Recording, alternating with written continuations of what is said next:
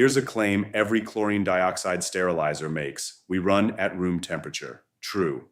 But here's the one almost none of them can make. We control that temperature. And that one word, control, is the difference between a cycle that passes every time and a cycle that fails when you least expect it. Let me show you the math. Chlorine dioxide has a hidden dependency. Its ability to kill spores isn't just about gas concentration and time. It's powerfully dependent on humidity. The spores need moisture to become vulnerable. The published data is blunt about it.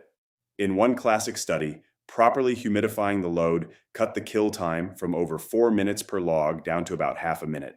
Same gas, same temperature, humidity alone moved lethality by nearly an order of magnitude. So if you don't nail humidity, you don't have a sterilizer, you have a gas box and a prayer. Now the trap. Relative humidity isn't a fixed number. It depends on temperature.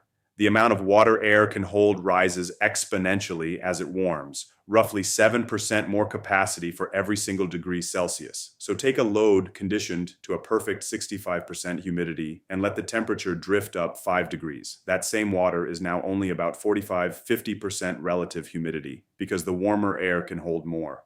Drift the other way and you get cold spots where moisture condenses into liquid. Either way, the humidity your spores actually experience is no longer the humidity you validated, and you never touched the humidity set point. The temperature moved it for you. And it compounds because the kill reaction itself is temperature dependent. That's the Arrhenius equation. The only thing you need to take from it, the rate climbs exponentially with temperature and falls exponentially when the temperature drops. For bacterial spores, the death rate temperature coefficient, the Q10, can be as high as 10. A 10-degree swing can change the spore kill rate by a factor of 10, so a drift of 5 to 10 degrees can change your lethality by half a log, a full log, or more. Your biological indicators are extremely sensitive to the one variable most CD boxes don't control. So why doesn't everyone control their temperature? It's worth remembering, chlorine dioxide sterilization wasn't invented by any of today's vendors. It was developed decades ago by major device makers. Most current CD providers came up through fumigation and room decontamination, and they run ambient boxes, whatever temperature the room happens to be that day. We came at it from the other direction. Boulder was a contract ethylene oxide sterilizer first, and EO is run in water-jacketed, temperature-controlled pressure vessels because EO demanded that discipline for decades. When we built our chlorine dioxide operation, we brought the jacket with us. Our CD chambers hold temperature, which means they hold humidity, which means every biological indicator sees the conditions we actually validated.